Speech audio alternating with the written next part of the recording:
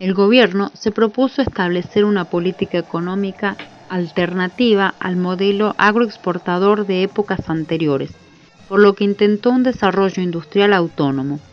La economía sufrió cambios en estos tiempos, se reforzaron los aspectos industriales y se buscó una redistribución del ingreso que favoreciera a los sectores asalariados. Como un intento, se realizó una reforma constitucional en 1949 que contempla la inclusión de derechos sociales así como reformas políticas. Los artículos dicen: el capital debe estar al servicio de la economía nacional y tener como principal objeto el bienestar social. La organización de la riqueza y su explotación tienen por fin el bienestar del pueblo. El Estado, mediante una ley, podrá intervenir en la economía y monopolizar determinada actividad, en salvaguardia de los intereses generales y dentro de los límites asegurados por la Constitución. Los servicios públicos pertenecen al Estado y no podrán ser enajenados o concebidos para su explotación. Se impulsan políticas que promueven la industrialización, la expansión del mercado interno, la sindicalización de los trabajadores y la ampliación de derechos políticos, laborales, culturales y sociales. Es así que se profundizó la política de sustitución de importaciones mediante el desarrollo de la industria ligera, que se venía impulsando desde la década anterior. Se invierte en agricultura. Este sector es modernizado a partir del desarrollo de la industria siderúrgica y petroquímica.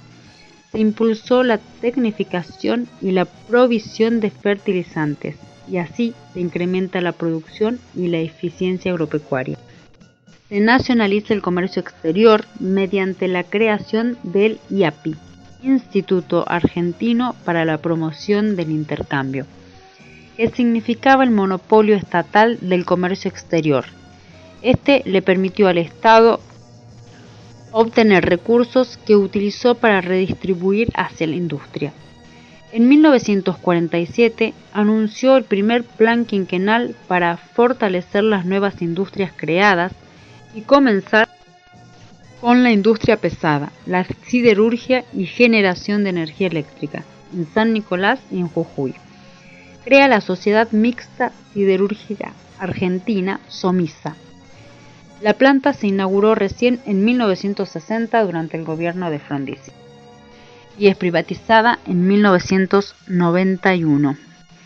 Crea la empresa de agua y energía eléctrica, encargada de la producción, distribución y comercialización de energía eléctrica, así como la evaluación y construcción de obras de ingeniería hidráulica. Es cerrada en 1992. En 1948, el Estado nacionalizó los ferrocarriles, en su mayoría propiedad de capitales ingleses, y creó la empresa Ferrocarriles Argentinos. También se creó la Empresa Nacional de Telecomunicaciones, Entel, primera empresa del rubro en Argentina. En 1948, la rebautizaron como Teléfonos del Estado. En 1956 cambia su nombre y tiene una disolución en 1990 y se privatiza. En 1950 creó Aerolíneas Argentinas, reconocida por ser las aerolíneas más seguras del mundo, la mejor en toda Latinoamérica. Realiza vuelos a más de 60 destinos nacionales e internacionales. En 1990 es privatizada y vuelve a lo estatal en el 2008 con Cristina. Perón afirmaba que la Argentina había obtenido en 1810 la libertad política, pero no la independencia económica. El plan quinquenal buscaba transformar la estructura socioeconómica, reducir la vulnerabilidad externa, disminuyendo la deuda y nacionalizando los servicios públicos, mejorar el nivel de vida mediante la redistribución y obras públicas en sanidad, educación y vivienda. Acelera la capitalización industrial y desarrolla el sistema financiero local para estabilizar la balanza de pagos. En el área del desarrollo de la ciencia y tecnología, inició el desarrollo de energía nuclear con la creación de la Comisión Nacional de Energía Atómica en 1950. Se fabricaron aviones de entrenamiento avanzado, de bombardeo y ataque, de entrenamiento primario, el bimotor de caza, el planeador asalto, el motor de aviación, el gaucho, el cohete teledirigido y aeronaves de instrucción elemental y de uso civil. La concreción de estos proyectos aeronáuticos motivó la formación de una red de proveedores de partes de alta calidad y la creación del parque industrial, que fue la base del posterior desarrollo y despegue industrial de Córdoba. En el sector aeronáutico se dio gran impulso a la producción nacional a través de la fábrica militar de aviones que había sido creada en 1927. Durante este plan se llegó a conceder 170.000 préstamos hipotecarios por un total de 570 millones de pesos. Se construyeron más de 217.000 viviendas, se levantaron barrios en la provincia de Buenos Aires. Se construyeron con fondos directos 350.000 viviendas para obreros en toda la República. Es así que entre 1946 y 1948 la economía tuvo un muy buen desempeño. Los salarios de los trabajadores se incrementaron de manera notable. No obstante, el panorama del comercio exterior era muy complicado. A la salida de la Segunda Guerra Mundial, por la falta de divisas convertibles de los países compradores de los productos argentinos. La ayuda económica y financiera que Estados Unidos promovió a través del Plan Marshall las colocaciones desde ese país y desplazó a Argentina de sus mercados internacionales. Este hecho, sumado al incremento de las importaciones que demandaba una industria en fuerte crecimiento, se tradujo en la aparición de saldos negativos en la balanza comercial y el agotamiento de las reservas. El gobierno respondió con el desplazamiento de Miguel Miranda por Gómez Morales y una serie de políticas de ajuste que pretendieron mejorar las condiciones en las que se desempeñaban las actividades agropecuarias y de políticas de restrictiva tendientes a contener el incremento de los precios en 1948.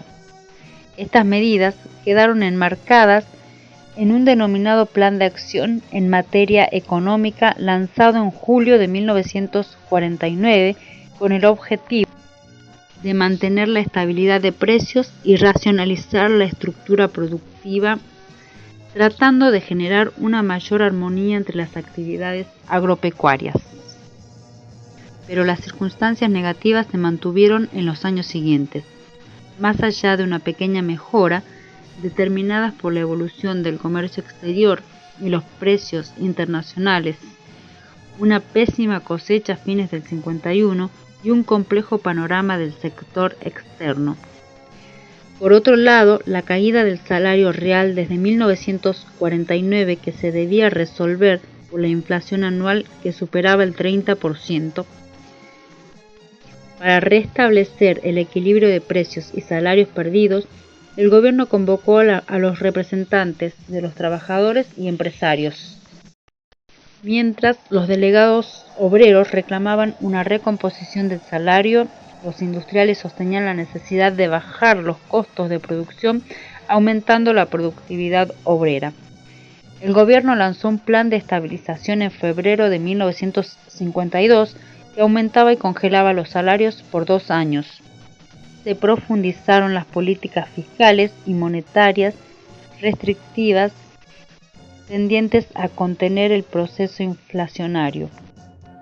El nuevo ordenamiento no fue una innovación, sino una sistematización y extensión de las medidas que se venían aplicando desde fines de 1948 y constituía un primer paso hacia la aplicación de otras de carácter más permanente, que se implementarían una vez doblegados los problemas de la crítica coyuntura en 1952. Por su parte, Eva Perón en 1948 había anunciado el Decálogo de los Derechos de la Ancianidad